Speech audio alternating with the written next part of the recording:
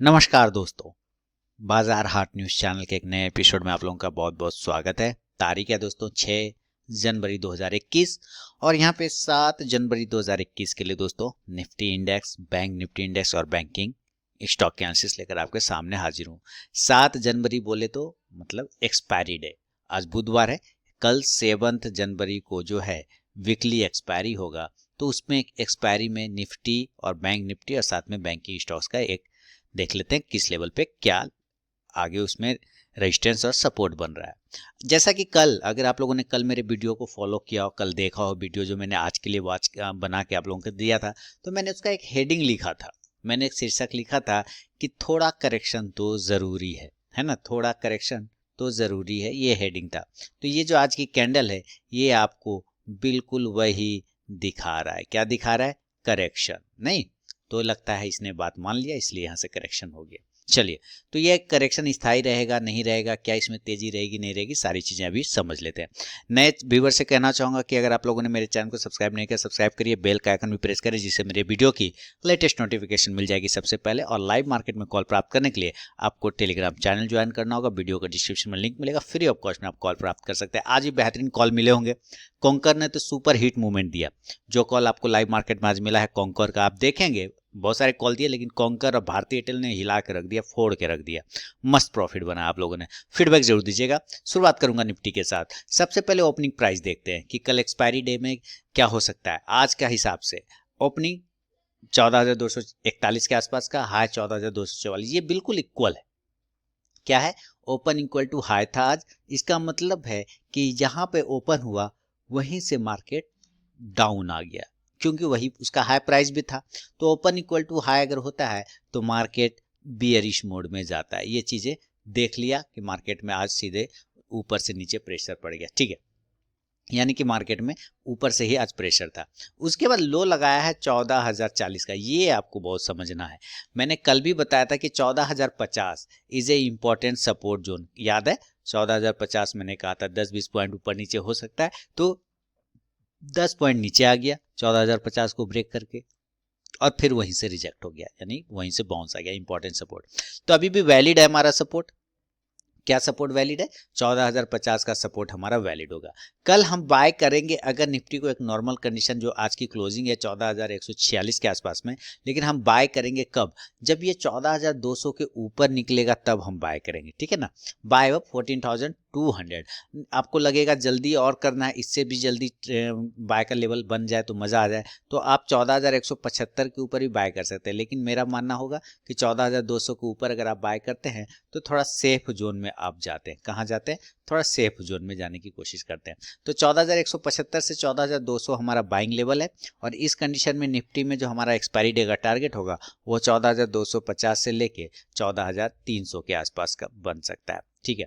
अब यहाँ से देखेंगे सेल का लेवल, कि अगर ये गिर जाता है नीचे तो सेल कहाँ होगा। हम सेल हमेशा 14,100 के नीचे ही करेंगे, सेल बिलो 14,100। आपको पता है कि यहाँ से 14,150 के आसपास खड़ा है, कोई बात नहीं, लेकिन 14,150 के आसपास में खड़ा है, तो वहां पर से एक इंपॉर्टेंट सपोर्ट जो नियर में है वो है 14,100 का। इसलिए हम इसको ब्रेक होने का वेट करेंगे। जब 14,100 को नीचे ब्रेक करेगा हम सेल करेंगे, और टारगेट जो एक सपोर्ट प्राइस है 14,050 के आसपास का, वो टारगेट लेके चल सकते हैं। तो ये एक नॉर्मल कंडीशन में निफ्टी का व्यू है। बहुत ज़्यादा टूटेगा तो आप 14,000 का सपोर्ट भी पकड़ के चल सकते हैं, 14,000 का टारगेट, लेकिन फिलहाल मेरे लिए 14,050 ही इंपॉर्टेंट है।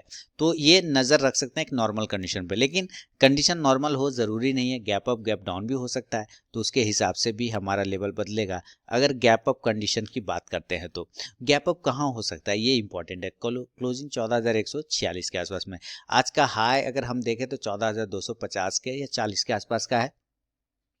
प्रीवियस हाई की भी बात अगर हम लोग करें, यानी कल जो मंगलवार का हाई था 14,215, तो आज का हाई है 14,244। मैं गैप अप वही मान के चलूंगा 14,250 का आसपास का, 14,250 के आसपास का मैं गैप अप लेवल मानूंगा। अगर इस कंडीशन में मार्केट गैप अप होता है तो हमारे लिए बाइंग कहाँ बनेगा? हम 14,250 के ऊपर कभी भी बाय नहीं कर सकते, रेजिस्टेंस बन सकता है, क्योंकि आज का रेजिस्टेंस भी वही है। इसलिए हम बाय करेंगे 14,275 के ऊपर, हम इसके ऊपर बाय करेंगे, बाय अब 14,275। और इस कंडीशन में हमारा जो टारगेट निकल के आएगा वो हमारा टारगेट आएगा 14,350 के आसपास का एक टारगेट ले सकते हैं। दूसरा 14,400 भी जा सकता है, लेकिन फिलहाल मैं 14,300 को ही मानूंगा।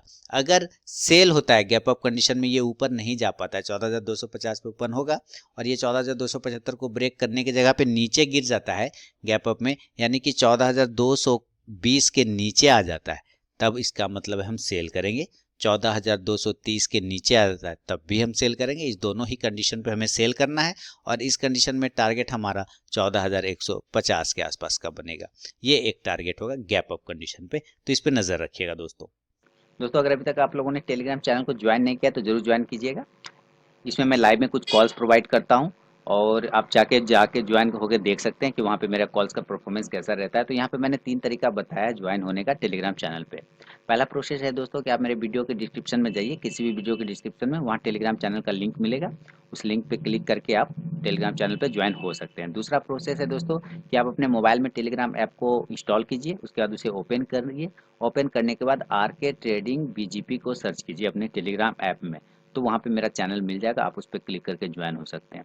तीसरा प्रोसेस है दोस्तों कि आप मुझसे मेरे व्हाट्सअप नंबर पर टेलीग्राम चैनल का लिंक मांग सकते हैं। मैंने यहाँ पे व्हाट्सअप नंबर दे दिया है और यही मेरा कॉल का भी नंबर है, तो आप यहाँ भी मुझसे अपना व्हाट्सअप पर टेलीग्राम चैनल का लिंक मांग सकते हैं। तो जरूर वहाँ पर ज्वाइन होइए, लाइव में मैं कुछ कॉल्स प्रोवाइड करता हूँ वहाँ पर भी। गैप अप के बाद दोस्तों अब बात करेंगे गैप डाउन का कि गैप डाउन पे क्या लेवल बन सकता है। चलिए गैप डाउन की बात करते हैं। गैप डाउन पे किस लेवल पे मार्केट ओपन हो सकता है, इसको भी ध्यान रखना है दोस्तों। गैप डाउन देखिए क्लोजिंग कर रहा है 14,146, मेरा गैप डाउन लेवल वही होगा 14,050। आप आज का लो भी पकड़ के चल सकते हैं 14,040, उसमें कोई प्रॉब्लम वाली बात नहीं है। आप इसके नीचे इसी 2 लेवल के आसपास में गैप डाउन का उम्मीद कर सकते हैं। कल भी मैंने यही लेवल वाला था कि गैप डाउन भाई इसी लेवल के पास होगा, लेकिन यहाँ पे आपको तुरंत से सेल नहीं करना है। हमें इसके नीचे 14,020, 14,010 ये सब लेवल टूटेगा तभी। आपने देखा वो लेवल नहीं टूटा बल्कि वहीं से बाउंस करके ऊपर चला गया, इसका मतलब बेहतरीन सपोर्ट बना है ना। तो अगर ये 14,050 से 14,040 के आसपास में गैप डाउन ओपन होता है निफ्टी, तो इस कंडीशन में हमारे लिए सबसे पहले बाय का अपॉर्चुनिटी कहाँ बनेगा, मैं अगेन बता दूं, बाय का अपॉर्चुनिटी 14,080 के ऊपर मिलेगा, आपको 14,075 के ऊपर मिलेगा। उसके पहले हाथ नहीं लगाना। गैप डाउन ओपन होगा इस तरह से नीचे, ऊपर जब भागेगा 14,080 से 14,075 से 14,080 के बीच में, तो हम बाय जोन बनेगा। टारगेट इस कंडीशन में हम 14,150 के आसपास में लेके चल सकते हैं। अगर ये नीचे गिरता है ना तो सेल साइड भी हम जाने की कोशिश कर सकते हैं। वही अगेन 14,020 से लेके 14,030 के नीचे हम सेल का पोजीशन बनाएंगे गैप डाउन कंडीशन में। अगर ये ओपन होता है 14,050 के पास में, तब इस लेवल को टूटने के बाद हम सेल करेंगे। ठीक है, 14,020 के नीचे ज़्यादा अच्छा रहेगा अगर आप सेल करते हैं तो। और टारगेट इस कंडीशन में हमारे पास 13,950 के आसपास का बनेगा। फिलहाल तो मुझे उम्मीद नहीं लगता है कि 14,000 का लेवल टूटना चाहिए, फिर भी अगर ये टूटता है तो 13,950 के आपको टारगेट मिल सकते हैं। तो ये गैप अप और गैप डाउन में निफ्टी का मैंने व्यू बताया, साथ ही नॉर्मल कंडीशन में। अगर आप इसको 15 मिनट के टाइम फ्रेम पे फॉलो करने की कोशिश करते हैं 15 मिनट के टाइम फ्रेम पे, तो इसके क्या लेवल आएंगे ये भी हम लोग चेक कर लेंगे। आज प्रेशर रहा, थोड़ा ग्लोबल मार्केट की वजह से भी प्रेशर रहा, नेस्डैक वगैरह सब की वजह से भी प्रेशर रहा। ये चीज़ें आप लोगों ने फील किया होगा इस मार्केट में। अब देखिए ये 50 मिनट का टाइम फ्रेम है। अब 50 मिनट के टाइम फ्रेम में मैंने कल भी बताया था कि स्टॉक पहले नीचे आता है, इंडेक्स नीचे आता है फिर ऊपर जाता है। आज बिल्कुल स्टॉक इंडेक्स क्या हुआ, ऊपर गया, ऊपर से नीचे आया, फिर एक बार ऊपर जाने की कोशिश किया, लेकिन फिर वो होल्ड नहीं कर पाया अपने आप को, प्रीवियस डे के हाई के पास से ही रेजिस्टेंस लेके नीचे गिर गया। अब यहाँ पर जो ये लाइन बन रहा है यही हमारे लिए इंपॉर्टेंट रेजिस्टेंस लाइन है, और वो रेजिस्टेंस लाइन अगर मार्क करते हैं तो ये 14,200 के आसपास का आता है। इसलिए जब भी अगर आप बाय करें तो मेरे ख्याल से आपको 14,200 का जरूर वेट करना चाहिए इसके सस्टेन होने का। यहाँ पे प्राइस सस्टेन होना चाहिए, अगर प्राइस सस्टेन नहीं करता है दैट मीन्स यहाँ पे ये फॉल्स ब्रेकआउट माना जाएगा। प्राइस को टाइम वाइज भी सस्टेन करना पड़ेगा। हाँ, अगर हम सेल की बात करते हैं तो आप 14,100 के नीचे भी सेल करने की कोशिश कर सकते हैं, और इस कंडीशन में टारगेट हमारा 14,050 के आसपास का बन सकता है निफ्टी में एक्सपायरी डे के दिन। याद रखिएगा कल एक इंपॉर्टेंट इवेंट है, वीकली एक्सपायरी है, तो इस पे भी नजर बना के जरूर चलिएगा। बढ़ूंगा आगे दोस्तों, निफ्टी के साथ ही मैं बैंक निफ्टी और बैंकिंग स्टॉक की एनालिसिस करता हूं इसी वीडियो में, आपको पता है। तो चलिए मैं अब जरा बैंक निफ्टी को भी लगाता हूं कि बैंक निफ्टी किस लेवल पे एक्सपायरी डे में क्या मूवमेंट कर सकता है। मेनली तो उसी का है, क्योंकि वीकली एक्सपायरी और बैंकिंग स्टॉक्स में अभी काफ़ी तेज तूफान आया हुआ है, वो सब चीज़ों को भी हम लोग यहाँ पे देखेंगे। आज देखिए इसने जो कैंडल बनाया बिल्कुल एक डोजी जैसा कैंडल है, जैसा कि आप क्लियर कट देख पा रहे हैं। ओपनिंग और क्लोजिंग कहीं ना कहीं बिल्कुल पास में कर रहा है ना। ओपनिंग 31,840, क्लोजिंग 31,800 के आसपास है, बिल्कुल 40 पॉइंट का डिफरेंस है। राउंड नंबर की बात करें तो 40 पॉइंट का ही डिफरेंस है, एकदम डोजी बना के खड़ा हुआ है।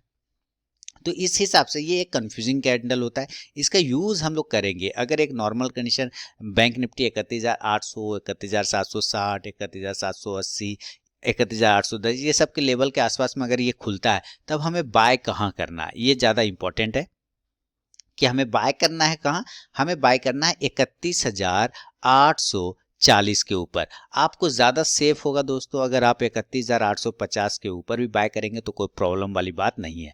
बाय अब 31,840 टू 31,850, और इस कंडीशन में जो टारगेट आएंगे आपके 32,000 का जो important round number support resistance है, वो हमारा टारगेट होगा बाय साइड में बैंक निफ्टी में। अगर हम सेल की भी बात करते हैं तो सेल हम 31,700 के नीचे करेंगे तो ज़्यादा बेहतर होगा। आपको जल्दबाजी रहेगा सेल करने का तो 31,750 के नीचे भी कर सकते हैं, लेकिन मेरे ख्याल से अगर आप 31,700 का वेट करेंगे तो ये ज़्यादा बेहतर होगा। इस दोनों ही कंडीशन में हमारा जो टारगेट होगा 31,700 के नीचे और 31,700 के भी नीचे, दोनों ही कंडीशन में हमारा जो टारगेट होगा वो 31,600 के आसपास का ये एक टारगेट होगा। दिस इज टारगेट 31,600 का एक टारगेट आपको यहाँ पे मिल सकता है। तो ये एक नॉर्मल कंडीशन में मैंने बैंक निफ्टी के बारे में बताया। अभी इसका भी हम लोग गैप अप और गैप डाउन की स्थिति देखेंगे, फिर बैंकिंग स्टॉक्स को भी देखेंगे।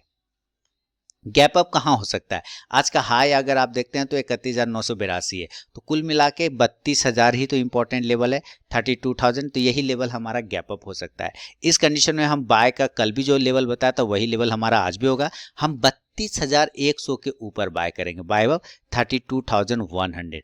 कभी भी गैप अप कंडीशन में सेम लेवल पे अगर ओपन होता है तो कभी भी करेंट वहाँ पे बाय नहीं करना है, आपको वेट करना है प्राइस रुकने का, उसके ऊपर जाने का, तब 32,100 के ऊपर बाय भी कर सकते हैं। बहुत ज़्यादा हड़बड़ाहट रहेगा तो आप 32,050 के ऊपर भी बाय कर सकते हैं, कोई प्रॉब्लम नहीं है। लेकिन टारगेट इस कंडीशन में आपको 32,250 से लेके 32,400 के आसपास का मिल सकता है, 32,250 से 32,400 का। अगर ये नीचे गिर जाता है तो हम सेल साइड भी चले जाएंगे, यानी कि गैप अप में ओपन होता है 32,000 पे और होल्ड नहीं कर पाया और नीचे 31,900 को ब्रेक करता है तो हम सेल कर लेंगे, और इस कंडीशन में टारगेट जो होगा सबसे पहला वो 31,800 का होगा। सेकेंड टारगेट आप बात करेंगे तो इसके थोड़ा सा नीचे 31,700 का एक टारगेट आपको मिल सकता है। ये होगा गैप अप कंडीशन में बाय साइड का मूवमेंट और इधर सेल साइड का मूवमेंट, ये लेवल है। गैप अप के बाद हम गैप डाउन पे भी चर्चा कर लेंगे, लेकिन मैं फिर से याद करा दूं अपने व्यूअर्स को कि दोस्तों लाइव मार्केट में कॉल प्राप्त करने के लिए आपको टेलीग्राम चैनल ज्वाइन करना होगा, वीडियो के डिस्क्रिप्शन में लिंक मिलेगा, फ्री ऑफ कॉस्ट में आप वहां पे कॉल प्राप्त कर सकते हैं। तो gap up gap down, gap up हो गया, अब जरा गैप डाउन को भी बात करेंगे। गैप डाउन किस लेवल पे हो सकता है ये जरा सोचने की बात है, ठीक है। गैप डाउन याद रखिए, करेक्शन आना जाना ये पार्ट है। सपोर्ट कहाँ पे बना रहा है, ये 31,800 का इंपॉर्टेंट सपोर्ट है। यहाँ से आप देख रहे हैं ये बार बार इस प्राइस को रिस्पेक्ट कर रहा है, वो सपोर्ट लेवल है 31,800 के आसपास का। अब आप कहेंगे सॉरी हाँ 31,000 कितने का है, मैं फिर से एक बार चेक कर लूँ, शायद मैंने गलत मार्क कर दिया है, 31,500, सॉरी वही कह रहा हूँ कि 31,500 की जगह 800 कैसे आ गया। 31,500 का वो इंपॉर्टेंट सपोर्ट जोन है, जिसको कि बहुत दिनों से ये ब्रेक नहीं कर पा रहा था, फाइनली ब्रेक किया, अब उसके ऊपर सस्टेन है, तो ये एक इंपॉर्टेंट सपोर्ट में कन्वर्ट हो गया, ये इंपॉर्टेंट सपोर्ट में कन्वर्ट हो गया।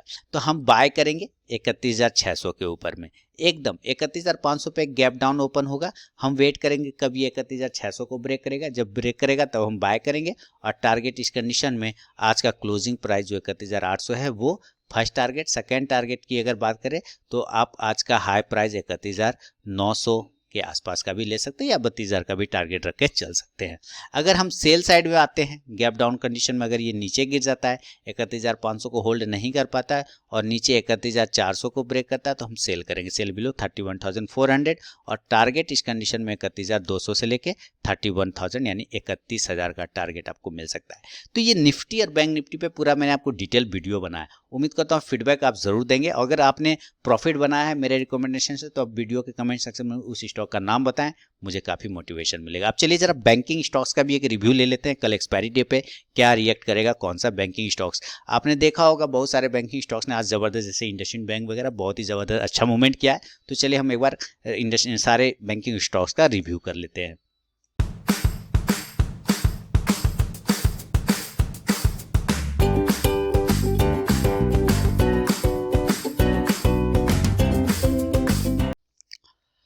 तो थोड़ा करेक्शन के बाद दोस्तों अब देखते हैं कि बैंकिंग स्टॉक्स में अब कहाँ पे मूवमेंट आ रहा है, कहाँ पे क्या बाइंग और सेलिंग बनेगी कल एक्सपायरी डे पे। देखिए एक्सिस बैंक, अगर आप ध्यान से देखेंगे एक्सिस बैंक को, तो इसने कहीं भी दोस्तों, इसने कहीं भी मैंने हिम्मत नहीं जुटाया अपने प्रीवियस हाई को ब्रेक करने का। 670 को जरा सा भी ब्रेक इसने नहीं कर पाया 667 के। हाँ याद रखिए, जब भी ये 670 के ऊपर ब्रेक करेगा एक्सिस बैंक, हम लोग बाय करेंगे 690 से लेके 720 के टारगेट के लिए, सेल करेंगे नीचे 645 के नीचे, 640 के नीचे। कल अगर ये गिरता है तो सेल कर सकते हैं 630 के टारगेट के लिए एक्सिस बैंक को। बैंक ऑफ बड़ौदा देखिए सरकारी स्टॉक है, सरकारी स्टॉक मूवमेंट तो आया, मूवमेंट इसलिए भी आया कि धीरे धीरे बजट सेशन आ रहा है नज़दीक दोस्तों, ठीक है, और बहुत सारा मीटिंग होगा प्रधानमंत्री और वित्त मंत्री का, तो उसका मूवमेंट आपको इस पे देखने को जरूर मिलेंगे। तो अभी सारे देखे होंगे बैंकिंग स्टॉक्स में, खासकर पीएसयू में काफ़ी ज़्यादा मूवमेंट अचानक से आ गया।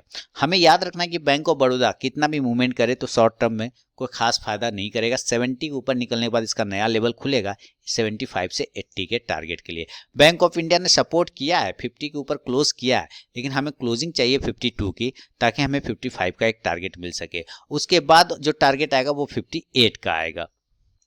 केनरा बैंक देखिए बहुत ही अच्छे तरीके से होल्ड कर रहा है, 140 के ऊपर निकलने के बाद वो 150 से 160 का टारगेट दिखाएगा। फेडरल बैंक में अभी कोई इतना टेंशन नहीं है, अपना इंपॉर्टेंट स्टॉप लॉस लगा लीजिए, 70 का होल्ड करिए, क्योंकि ये जब तक स्ट्रेन लाइन के ऊपर क्लोजिंग कर रहा है कोई टेंशन वाली बात नहीं। ये इसके लिए बहुत बड़ा जाल था, इस जाल से फेडरल बैंक बाहर आ चुका है 70 का जो प्राइस था, और उसके बाद अब अगर ये वापस 74 ब्रेक करता है तो 80 तक के टारगेट दिखा सकता है। एचडीएफसी बैंक पे नजर रखिए, एचडीएफसी बैंक का रिजल्ट भी था, रिजल्ट बहुत अच्छा आया, इसका बहुत बढ़िया, सब कुछ सही हुआ है, फिर भी ये स्टॉक नहीं भाग रहा होगा। आप यही सोच रहे होंगे क्यों नहीं भाग रहा है, तो कल भाग जाएगा, आज नहीं भागा कोई बात नहीं, कल भागेगा, एक्सपायरी डे है, कल देखेंगे मूवमेंट। ऊपर जैसे ही 1440 ब्रेक करेगा एकदम बाइट ठोकिए 1460 के टारगेट के लिए, नीचे अगर 1410 ब्रेक करता है सेल ठोकिए 1380 के लिए, उसमें क्या टेंशन लेना है।